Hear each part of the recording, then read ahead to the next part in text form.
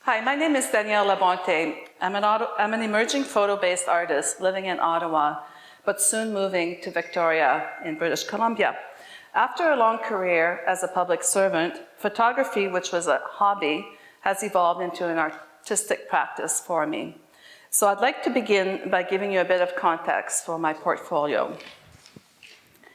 First, I'd like to say that I've always had this really strong sense of place, whether it's my home, my office, or even a campsite.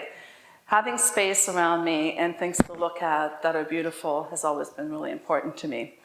We moved around a lot when I was a kid. My dad was in the armed forces, in the Air Force, and we lived in Germany, Quebec, and Ontario. And these moves were hard on me. It had a big impact on me. For instance, I have no home that I can go back to. Some of the places where we've lived on military bases have been torn down. The living quarters no longer exist, so there's no place you can go back to and look at. As a young child, I remember, because we were moving so much, looking at people and places as if it was the last time I might see them, trying to commit them permanently to my memory. I still do that. And the camera has always been is really helpful in that regard. However, the moving eventually ended, and I came to Carleton University, and I've been in Ottawa for a long time now, and it's where I've grown my roots. My attachment to place has grown deeper during our 2 decades of living on the banks of the historic Rideau River. It's been like a cottage retreat on the edges of the city. Second for me is the importance of the tactile and of making things, and that's always been part of my life. I've always been enthralled with textiles and with making them. I've spent crazy amounts of time weaving, knitting, and sewing to make all kinds of items for myself and as gifts, and I love the unique aspect of these items. Oftentimes, I would use ancient and difficult techniques and patterns. The slow and meditative aspect of these processes and the resulting objects that I've created, I think they offset the hectic pace that I had in my work life and my general tendency to take on too much. It's a way to slow down.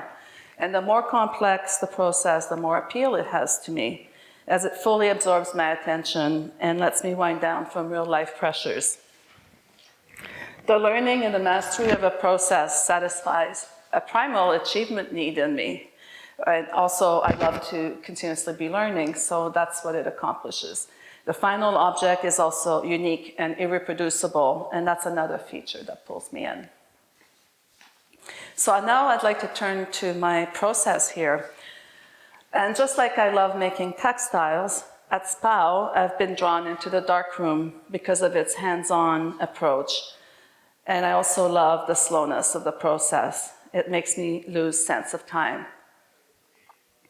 I've moved beyond the basic silver gelatin darkroom, and I've been exploring historic processes and teaching myself how to print using platinum palladium chemistry and other techniques.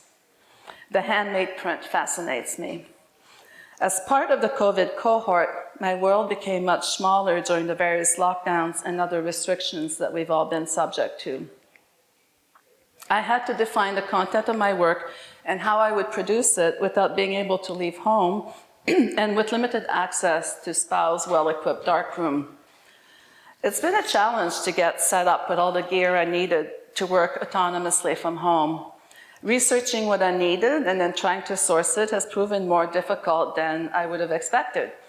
There's been worldwide shortages in art supplies like paper and other key things I needed to make my work.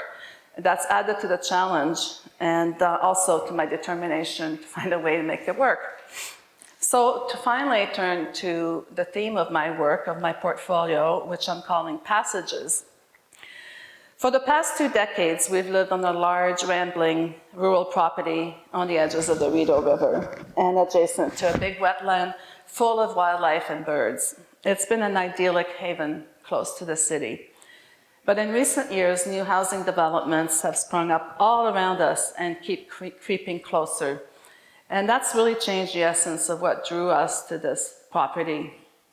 The empty field next to us will be developed into a congested community next year. So we just couldn't stay there anymore. It just wasn't the same place. It wasn't going to be the same place going forward. And we decided to move to Vancouver Island, which is really exciting, and as it's been a lifelong dream for us. And, but it's bittersweet, because at the same time, I said, you know, it's really important, the sense of place being really important to me. It's not easy for me to uproot myself from Ottawa. So that, along with the restrictions imposed by COVID and the knowledge that this would be our last year on this property, I decided to embrace our homebound status, and I spent much of my time meditating on the little things that made me cherish our land and this river. I memorialized these moments by capturing intimate landscapes and plants from my garden and from our property. Early during the COVID shutdown, I also discovered a heron rookery close to the St. Lawrence River.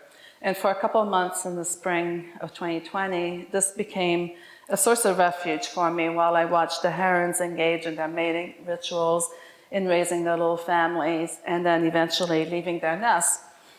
And just like our impending move to Vancouver Island, there was a bittersweet feel to these times. The herons were a great reminder of the resilience of nature.